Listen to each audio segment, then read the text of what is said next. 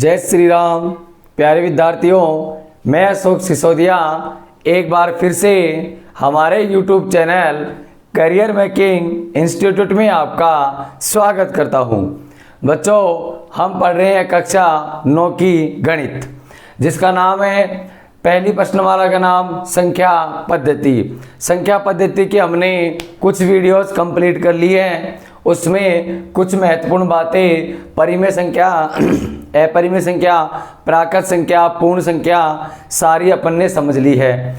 पिछली वीडियो में हमने परिमेय संख्याओं पर संक्रियाएं की थी, परिमेय अपरिमेय सभी पे संक्रियाएं की थी। संक्रियाओं का मतलब होता है जोड़, बाकी, गुणा और भाग। उसी को साथ में लेते हुए हम आगे चलते हैं कि देखो आगे आता है मेरे पास कि कुछ वास्तविक संख्याएं होती है जो अपरिमेय संख्या होती है, उनको संख्या रेखा पर कैसे प्रदर्शित किया जाता है। अपरिमेय संख्या क्या होती है? जिनको, यानी ऐसी संख्या जिनका वर्गमूल निकालना असंभव हो। क्या हो? जिनका वर्गमूल निकालना असंभव हो, ऐसी संख्या अपने को क्या कहलाती है? अपरिमेय संख्या कहलाती है। तो उनको अपन संख्या रेखा पर कैसे प्रदर्शित करते हैं, ध्यान से देखना। जैसे आपके बुक में उदाहरण दे रखा है एक एग्जाम्पल है कि √3.5 को संख्या रेखा पर प्रदर्शित कीजिए या इसका ज्यामितीय रूप बनाइए। देखो बहुत ही इजी है, आप इसको कैसे बनाओगे संख्या रेखा पर, बिल्कुल ध्यान से देखना। सबसे पहले हम मानते हैं कि x बराबर 3.5, इसको रूट से बाहर ले लिया, रूट अपने पास आ जाएगा। हम मान लेते हैं कि x बराबर कितना है? 3.5। ठीक है, सर्वप्रथम हम स्केल की सहायता से एक रेखाखंड खींचेंगे AB, और वो कितने सेंटीमीटर का? 3.5 सेंटीमीटर का। ठीक है, 3.5 सेंटीमीटर है, या आपके एकक इसकी इकाई कोई नहीं दे रखा है, तो 3.5 एकक का हमने क्या एक रेखाखंड खींच लिया। अब क्या करना है कि अपने को तो दर्शाना है √3.5 को, लेकिन अपन ने खींचा है क्या? 3.5। तो कोई बात नहीं, आगे चलते हैं इसके साथ। यहाँ पर जो हमारा बी बिंदु आया है, वहां से एक एकक दूरी पर एक बिंदु लिया C, केवल एक पर ही एक बिंदु मैंने क्या लिया? C ले लिया, और ये मेरे पास B बिंदु हो गया। फिर उसके बाद मैंने क्या किया? इस AC का मैंने अर्धक किया, यानी इस AC का मध्य बिंदु मेरे को क्या करना है? प्राप्त करना है। देखो AC का मध्य बिंदु प्राप्त करेंगे, ये ले लिया मैंने C। अब AC कितना हो गया? 3.5 प्लस 1, 4.5 हो गया। इस 4.5 का अर्धक करेंगे तो लगभग आपका अर्धक यहाँ पर आ जाएगा, लगभग आपका अर्धक यहाँ पे आ जाएगा। ठीक है, इसको नाम दे दिया अपन ने, बिंदु O दे दिया। अब क्या करोगे? प्रकार की सहायता से, प्रकार में पेंसिल लगाओगे और प्रकार की सहायता से इस O को त्रिज्या मानते हुए, अब देखो ये O कहाँ से आया, दोबारा बताता हूँ आपको। ये AB है। टोटल यहाँ से यहाँ तक तो मैंने 3.5 खींचा, उसके बाद मैंने एक का और बढ़ा दिया, तो कितना हो गया? 4.5।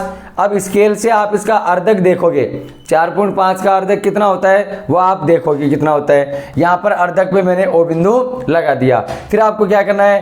प्रकार और पेंसिल उठाना है, प्रकार की नोक रखनी है यहाँ पर O पर, तो जितना दूरी इधर है उतना ही दूरी इधर होगा। तो पेंसिल की नोक अपन C पे रखो चाहे A पे रखो, क्योंकि मध्य बिंदु O आ गया, तो आप पेंसिल की नोक यहाँ रखे और एक अर्धवृत्त बना दोगे। तो एक हमने अर्धवृत्त बना दिया। क्या बना दिया? अर्धवृत्त बना दिया। ठीक है, अब उसके बाद क्या करना है कि इस AB पर, इस AC पर एक लंब इस प्रकार खींचेंगे। लंब का मतलब है बिल्कुल सीधी रेखा, 90 डिग्री का कोण बनाती हुई लंब कहते हैं। लंब किसे कहते हैं? ऐसा कोण जो 90 डिग्री का बनाए। जिस रेखा पर 90 डिग्री का कोण बनाएगा वह कहलाता है लंब कोण। देखो अब ध्यान से, तो यहाँ पर मैंने 90 डिग्री का एक कोण बना दिया, 90 डिग्री का कोण बनाया, जो कि बिंदु किस पे मिला? D पे मिला। तो यही मेरा हो गया कितना? √3.5। ये मेरी ज्यामितीय रूप हो गया किसका? √3.5 का ज्यामितीय रूप मेरा हो गया है। ऐसे ही आपको सारे सवाल करने हैं। इसके अगला उदाहरण सेम ऐसा ही करना है। ऐसा ही एक प्रश्न आपके प्रश्नमाला इसमें आने वाली है, जो प्रश्नमाला आएगी उसमें एक प्रश्न आएगा। तो सेम आपको इसी की तरह करना है कि पहले आपको इस तरह का रेखाखंड खींच के एक बढ़ाना है, उसका अर्धक करना है और वहां से एक अर्धवर्त बनाना है। यहाँ से लंब खींचोगे तो ये आ जाएगा आपका 3.5 का रूट 3.5 का आपका मान आ जाएगा। अब देखो आगे क्या करते हैं। जैसे ये हो गया अपने पास, ये सवाल तो मेरा कंप्लीट हो गया है। अब इसके आगे चलते हैं अपन, इसके आगे पढ़ते हैं कि धनात्मक संख्या है, जो भी कर्णी चिन्ह पढ़ते हैं। अब आता है कर्णी चिन्ह क्या होता है, ध्यान से समझना। मैं आपको करणी समझा रहा हूं। करणी क्या होता है, इसी में घात चलता है, इसी में करणी चलती है।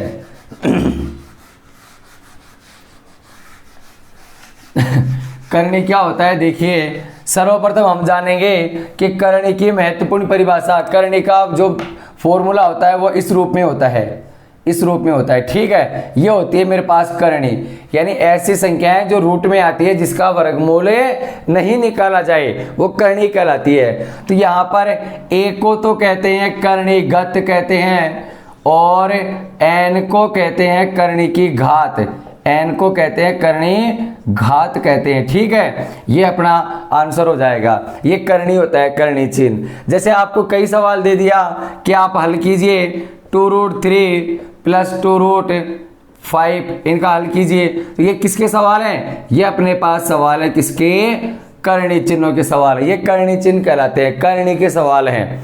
करणी को बोलते हैं सेट्स बोलते हैं। ये इसके अपने पास क्या है, सारे क्वेश्चन आते हैं ऐसे करने के।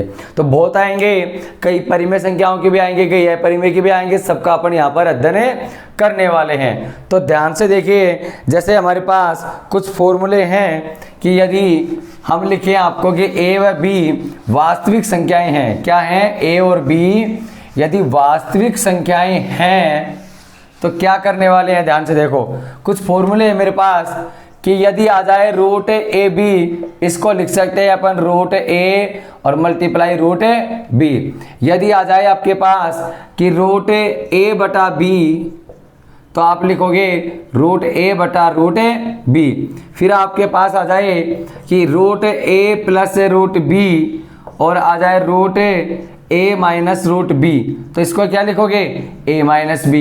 ये कुछ फॉर्मूले अपने पास करने के कुछ फॉर्मूले हैं, ये आपको याद रखने होंगे। अगला जैसे आ जाए कि ए प्लस रूट बी और ए माइनस रूट बी, तो आप क्या लिखोगे, ए स्क्वायर माइनस बी। और ऐसा ही आ जाए, इधर रूट ए हो गया प्लस बी और इधर रूट ए माइनस बी, तो आप क्या करने वाले हैं, ए माइनस का बी स्क्वायर। ऐसा ही आपको दे दिया जाए, नेक्स्ट फॉर्मूला आपके सामने है कि क्या आ जाए कि A minus B C minus D, A plus B और ऐसे आ जाए सी प्लस डी। तो इसको क्या लिखने वाले हैं, ए सी प्लस ए, इनको मल्टीप्लाई कर देंगे सबको, क्या लिखोगे, ए सी प्लस ए डी और प्लस में बी सी और प्लस में बी डी, ये सारे आ जाएंगे। खोल देंगे ऐसे कैसे, कक्षा 8 में अपन बहुत गुणा कर चुके हैं, यहाँ पर बहुत समझे होंगे। तो यहाँ देखो, ये करने के सवाल होते हैं, रूट की संख्याओं को कैसे गुणा किया जाता है। और जैसे आपको दे दिया जाए, ये आपके सारे सवाल ऐसे करने के ऊपर आएंगे। तो अब क्या करना है, यहाँ पर ध्यान से देखना। अगर आपको ऐसा दे दिया जाए कि root A plus root B का होल स्क्वायर, तो आप क्या करने वाले हैं, A plus 2 A B plus B, ये आपका आंसर होगा, ठीक है। जैसे आपको माइनस का दे दिया जाए रूट ए माइनस रूट बी, तो आप क्या करने वाले हैं, ए माइनस 2 ए बी प्लस का बी, ये आपका आंसर आ जाएगा, ठीक है। अब चलते हैं आगे, ये अपना काम यहाँ पर समाप्त हो गया। ये सारे के सारे क्या हैं, करने के फॉर्मूलेज हैं। अब इनको, इन्हीं की सहायता से अपन व्यंजकों को सरल करते हैं। तो देखो ध्यान से देखना, जैसे आपके पास उदाहरण आ जाए, कई उदाहरण आएंगे, कैसे करेंगे हल, ध्यान से देखो। अब क्या करना है, आगे की निम्नलिखित व्यंजकों को सरल कीजिए। ये फॉर्मूले आप अपने नोटबुक में उतारें और इनको आप ढंग से याद करें। अगर ये याद होंगे तो ही आप नेक्स्ट सवाल कर सकते हैं, व्यंजकों को सरल कर सकते हैं, सर्वसमीका सरल कर सकते हैं। अगर आपको ये याद नहीं है तो आप आगे सवाल बिल्कुल भी हल नहीं कर सकते। तो आप देखते हैं आगे व्यंजकों को सरल कैसे किया जाता है, ध्यान से देखना। देखो आगे क्या करते हैं, बहुत सिंपल है प्रश्न वाला संख्या पद्धति। आज अपन कोशिश करेंगे कि ये पूरी हो जाए। और अब चलते हैं इसी को साथ लेते हुए कि देखिए आगे इसमें है व्यंजकों को सरल कीजिए। जैसे आपको दे दिया एक सवाल कि 5 प्लस रूट 7, उसके बाद आया 2 प्लस रूट 5, इसको सोल्व कीजिए। इसको हल करना है तो ध्यान से देखो कैसे हल करोगे। पहले अपन 5 को 2 से गुणा करेंगे, ऐसे करेंगे 5 multiply 2 plus root 5 plus root 7 2 plus root 5, क्या करेंगे 5 दूना 10, 5 को रूट 5 से किया 5 रूट 5 प्लस इसको गुणा किया 2 रूट 7 और प्लस इसको गुणा किया रूट 35, 7 पंजे 35। यह आपका आंसर प्राप्त आपको हो गया। क्योंकि अपन आगे इसको जोड़ बाकी गुणा भाग कुछ नहीं कर सकते। यहाँ पर देखो ना तो ये इसमें ऐड हो सकता ना ये इसमें ऐड हो सकता, तो आपका आंसर सेम ये का ये आ जाएगा। अब क्या करें, जैसे आपको कोई दूसरा एग्जाम्पल दे दिया, ध्यान से देखिए कि 5 प्लस रूट 5 और नेक्स्ट है 5 माइनस रूट 5, तो क्या करने वाले हैं, अभी मैंने फॉर्मूला लिखवाया a प्लस रूट बी और a माइनस रूट बी, तो इसका फॉर्मूला क्या लिखवाया मैंने, a स्क्वायर माइनस बी, यानी 5 का square minus B, 5 only 5, 25 minus का 5 बराबर क्या हो जाएगा 20, आपका आंसर आ जाएगा। अगर आप इसको इस तरीके से गुणा करते कि पहले 5 को 5 से गुणा करते 25, 5 को इससे गुणा करते 5 रूट 5 और फिर आप क्या करते रूट 5 को 5 से करते 5 रूट 5 और माइनस रूट 5 को रूट 5 से करते क्या आता 5 आता, दोनों करते 25 माइनस 5 बराबर क्या बचता 20, आपका आंसर आ जाता, 20 आपका आंसर आ जाता। अब क्या करते हैं, ये मैंने आपको 2 उदाहरण समझा दिए। जैसे आपका आ जाए रूट 3 प्लस रूट 7 का होल स्क्वायर, तो सीधा क्या लिखने वाले हैं root A plus root B का होल स्क्वायर है। मैंने आपको फॉर्मूला लिखवाया कि root A plus root B का होल स्क्वायर होता है A plus 2 root A B plus का बी, ये आपका आंसर होता है। तो ए ये हो गया, बी ये हो गया, ए प्लस तो ए कितना है 3 प्लस 2 रूट 7 21 प्लस 7, ये आपका आंसर रहने वाला है। या 7 और 3 10 प्लस का 2 और रूट में 21, ये आपका आंसर रह जाएगा। कितना आ जाएगा 10 प्लस में 2 रूट का 21 आपका आंसर रहने वाला है। अब चलते हैं आगे, ये हो गया व्यंजकों को सरल करना। अब पढ़ते हैं अपन परिमेयकरण करना। परिमेयकरण कैसे करते हैं ये आपको अच्छे से समझ में आना चाहिए। अब देखते हैं परिमेयकरण कैसे करेंगे। और याद रखना, मैं आपको एक बात बता दूं अभी कि 99% हमेशा हरों का ही परिमेयकरण होता है, हमेशा ही होता है हरों का परिमेयकरण। कोई विशेष परिस्थिति ऐसी आती है जिसमें अंश का परिमेयकरण करना पड़ जाता है, लेकिन आपके सिलेबस में अभी तक तो हर का ही परिमेयकरण करना है। तो आपको ध्यान में आना चाहिए, जब भी आपको प्रश्न दे दिया जाए कि परिमेयकरण कीजिए, तो आपको किसका परिमेयकरण करना है, ओनली हर वाले पार्ट का आपको परिमेयकरण करना होगा। और हर सभी जानते हैं अंश ऊपर का होता है और हर नीचे का होता है। तो देखो क्या करने वाले हैं अपन, ध्यान से देखना। अब अपन करते हैं परिमेयकरण कुछ संख्याओं का। जैसे आपको दिया 1/√2, इसका परिमेयकरण कीजिए, तो परिमेयकरण किसका हुआ, हमेशा हर का ही होता है। तो यहाँ पर अंश ये है, हर ये है। परिमेयकरण करूंगा तो क्या करूंगा, ये जो √2 है इसी को ऊपर नीचे मल्टीप्लाई कर दूंगा, तो क्या लिखोगे, हर का परिमेयकरण करने पर, हर का परिमेयकरण करने पर। तो ध्यान से देखना, इसका परिमेयकरण करने जा रहे हैं। √2 को 1 से मल्टीप्लाई किया, √2 हो गया। √2 को 2 से गुणा किया, 2 हो गया। यह आपका आंसर है, प्राप्त हो गया। क्या हो गया? यह आपका आंसर आपको प्राप्त हो गया। ये काम खत्म हो गया अपना। अब इसके आगे आप चाहो तो काफी उत्तर निकाल सकते हैं। जैसे हम चाहें इसका उत्तर यही आएगा। अब आपको एग्जाम में आ जाए तो आपका आंसर ये होगा, क्योंकि आपने क्या किया है, इस हर का परिमेयकरण कर दिया। एग्जाम में इतना सिंपल नहीं आएगा। देखो, जब तक आप सिंपल नहीं समझोगे तो कठिन की तरफ नहीं बढ़ोगे। परिमेयकरण कई प्रकार से होता है। एक तो होता है कि हर अकेला आ जाए, अकेला ही आया हुआ है। अब अकेला है तो उसी को ऊपर नीचे गुणा कर दिया। कई बार ये होता है कि नीचे 2 पदों में आ जाता है। अब देखते हैं 2 पदों में कैसे आता है। ध्यान से देखना, जैसे आपका अगला ही सवाल आ जाए कि आपको दे दिया जाए कि सवाल 1/2 + √3। देखो क्या दिया गया है, 1/2 + √3। यह आपका सवाल है। 1/2 + √3 यह आपका सवाल है। यहाँ पर परिमेयकरण करना है, तो परिमेयकरण हमेशा हर का होता है। तो ऊपर नीचे किससे गुणा कर दिया? माइनस से गुणा कर दिया। ठीक है, अब क्या करने वाले हैं, ऊपर का तो हो गया 2 - √3 और नीचे का देखो एक बार प्लस में और एक बार माइनस में। a + b a - b क्या रहने वाला है, a² - b का स्क्वायर, √3 का स्क्वायर। तो ऊपर तो बच गया 2 - √3, 2 दूनी 4, √3 का स्क्वायर 3, ये बच गया 2 - √3 बटे में 1।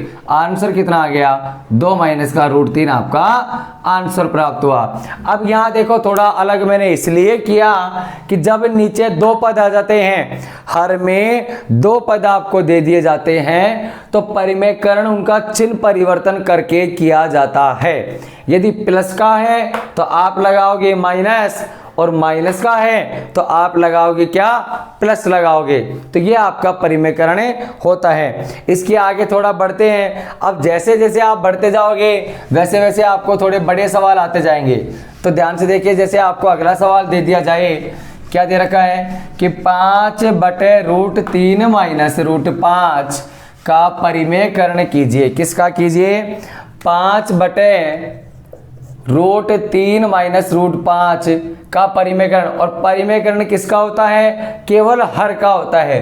तो यह माइनस है तो मैं क्या करूंगा, प्लस से ऊपर नीचे गुणा करूंगा। ठीक है बेटा, यहां पर गुणा किया, क्या लिखोगे, हर का परिमेयकरण करने पर, हर का परिमेयकरण करने पर। तो देखिए ध्यान से देखना, हर का परिमेयकरण करेंगे तो यहाँ ऊपर तो आ गया 5 कोष्टक में √3 + √5 बटे, एक बार प्लस में एक बार माइनस में आ गए ना, तो फॉर्मूला होता है a + b a - b = a² - b² आपका फॉर्मूला होता है। तो क्या करने वाले हैं, a² यानी √3 का स्क्वायर और √5 का स्क्वायर। तो ऊपर देखिए, ऊपर तो आ गया 5 3 √5 बटे √3 का स्क्वायर 3, 5 का स्क्वायर 5, क्या बचेगा 5 बटे, और ये ऊपर मेरा बच रहा है और नीचे मैंने लिख दिया 3 में से 5 गया तो -2। तो आप क्या लिख सकते हैं, -5/2 तो अलग आ गया और ब्रैकेट में आ गया √3 + √5। ये आपका परिमेयकरण हो गया, ये आपका परिमेयकरण प्राप्त आपको हो गया। तो ये आपका आंसर हो गया है। इसको उतारिए, स्क्रीनशॉट लीजिए बच्चों। देखो ये हो गया मेरा परिमेयकरण है। चलो एक और कर लेते हैं, एक छोटा सा और रह गया अपना परिमेयकरण करना। आगे देखिए कैसे करते हैं। यहाँ तक आपको सारा समझ में आ गया होगा कि आपको कोई भी संख्या दे दी जाए आप सभी का परिमेयकरण कर सकते हैं। यहाँ देखो सबसे इंपॉर्टेंट ये वाला फॉर्मूला परिमेयकरण में अपना आवश्यक रहता है। तो ये फॉर्मूला तो आपको याद रहना ही आवश्यक होगा। जैसे अगला सवाल, एक उदाहरण अपन ले लें ध्यान से देखना कि 1/7 प्लस 3√2 का परिमेयकरण कीजिए। तो सीधा साधा मतलब है कि यहाँ पर यदि प्लस आ रहा है तो अपन क्या करने वाले हैं, माइनस करेंगे। तो यहाँ पर परिमेयकरण करेंगे 7 - 3√2 और 7 - 3√2। तो ध्यान से देखिए, ऊपर का तो हो गया 7 - 3√2 और नीचे एक बार प्लस में और एक बार माइनस में, 7 का स्क्वायर और -3√2 का स्क्वायर होने वाला है। तो ऊपर तो हो गया 7 - 3√2, नीचे हो गया 7 - 7 = 49, 3 × 3 = 9। इसको गुणा करेंगे। देखो किसी भी संख्या का स्क्वायर होता है उसका मतलब ये होता है कि उसको डबल बार गुणा करना। तो 3 × 3 = 9 और √2 को √2 से गुणा किया, 2 हो गया, 9 × 2 = 18। तो यहाँ क्या लिखने वाले हैं अपन, 18 लिखने वाले हैं। ठीक है, तो ये हो गया 7 - 3√2 और 49 में से 18 गए तो आपका बचेगा 31। ये आपको आंसर प्राप्त हो गया।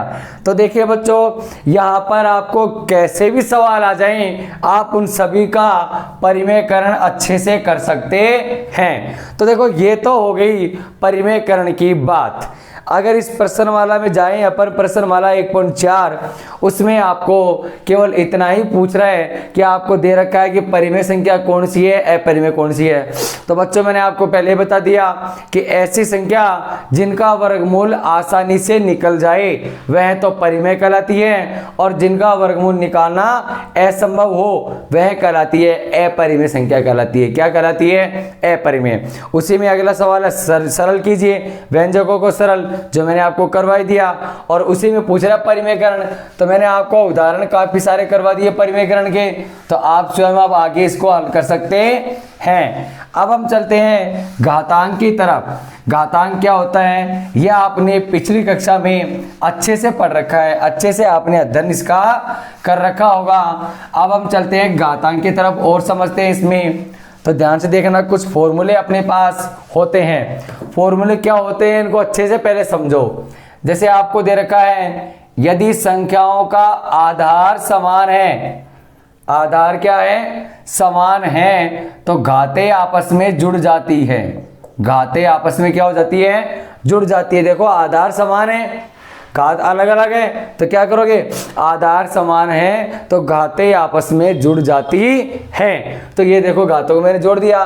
दूसरा है, यदि आपको घात समान दे रखा है और आधार अलग अलग है, आधार अलग है, घात समान है, तो क्या करने वाले हैं, इन दोनों आधारों को गुणा करके घात केवल अकेली आ जाएगी।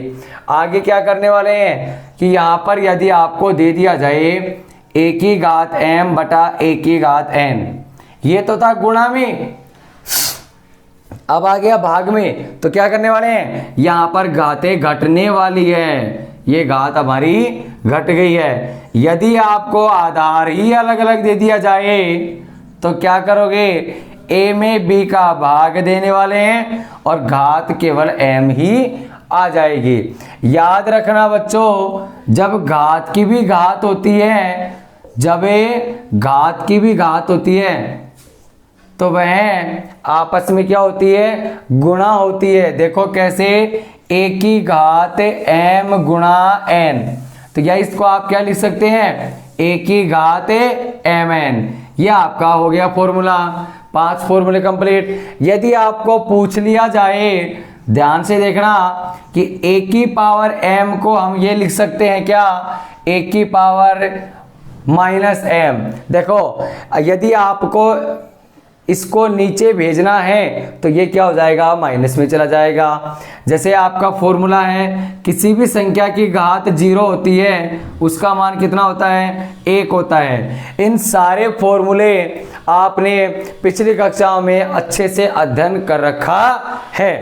तो देखिए, जैसे आपको इन सारे फॉर्मूलों का ही सहयोग लेते हुए अगले जो प्रश्नमाला 1 में ही 1.6 आ रही है आपके पॉइंट है, उसी में आपको घात के सवाल हल करने होंगे।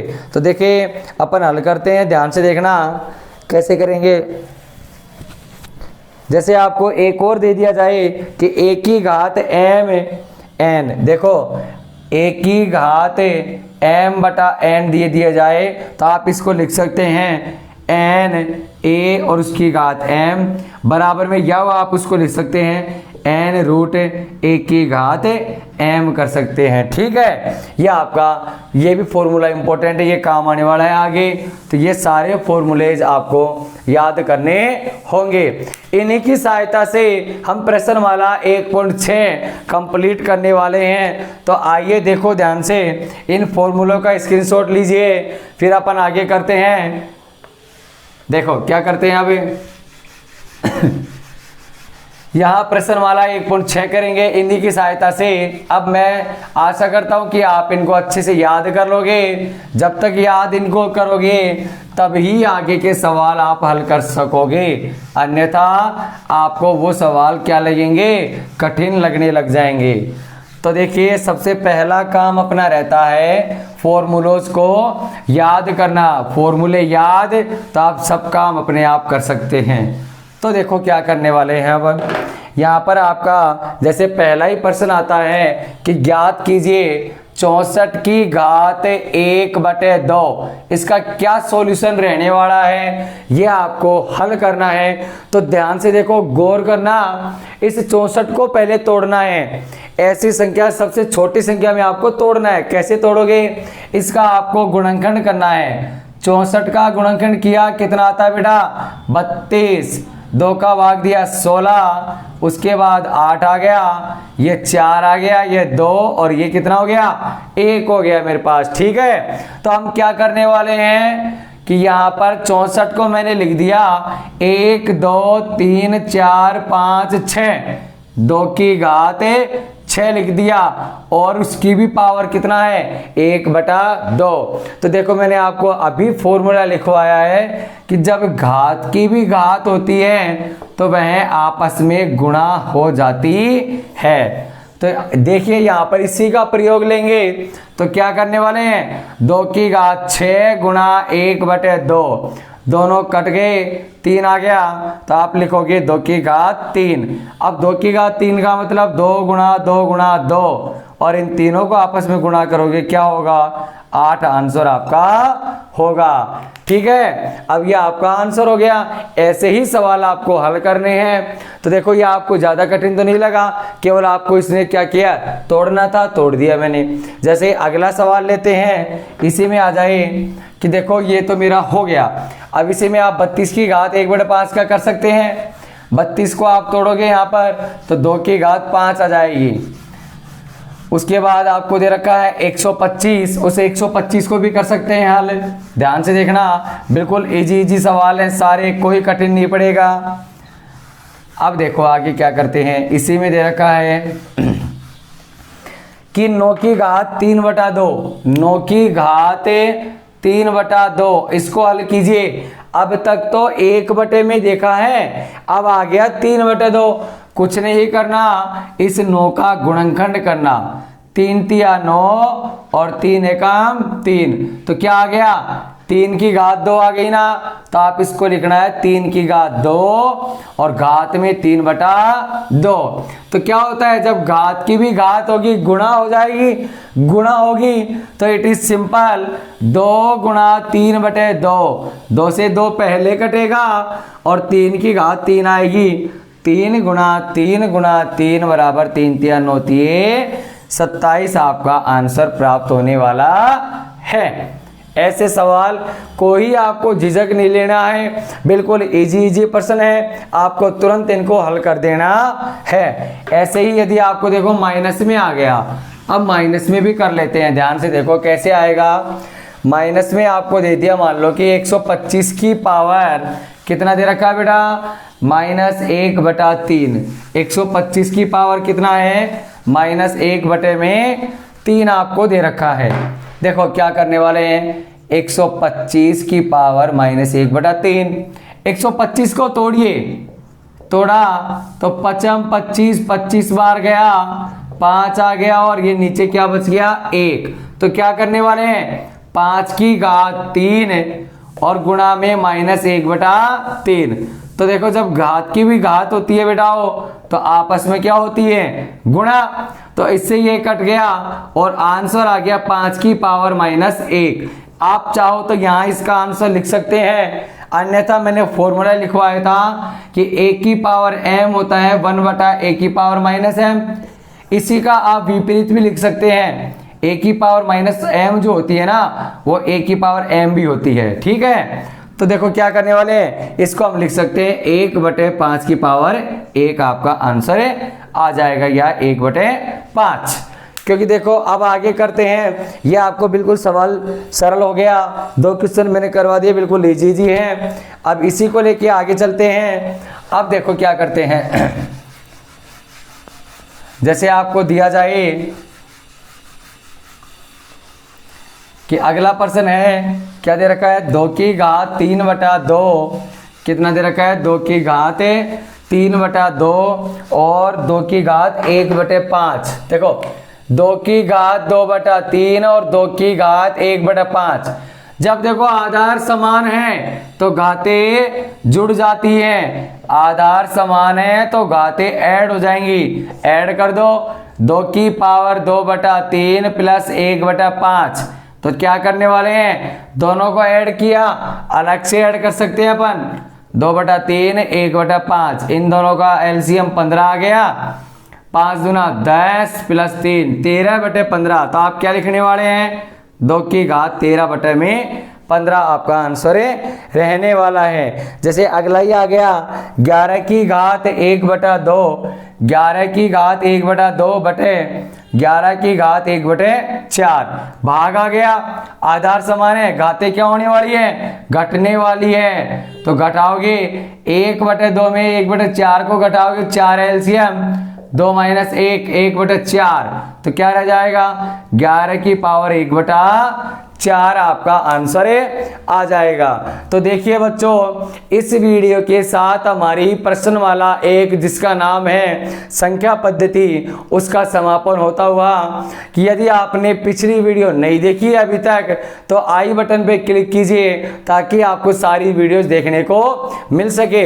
और आप अभी भी यदि नए हैं इस चैनल पर तो आप सब्सक्राइब कीजिए ताकि आपको कक्षा 9 की गणित एवं विज्ञान की वीडियो देखने को मिल सके। धन्यवाद।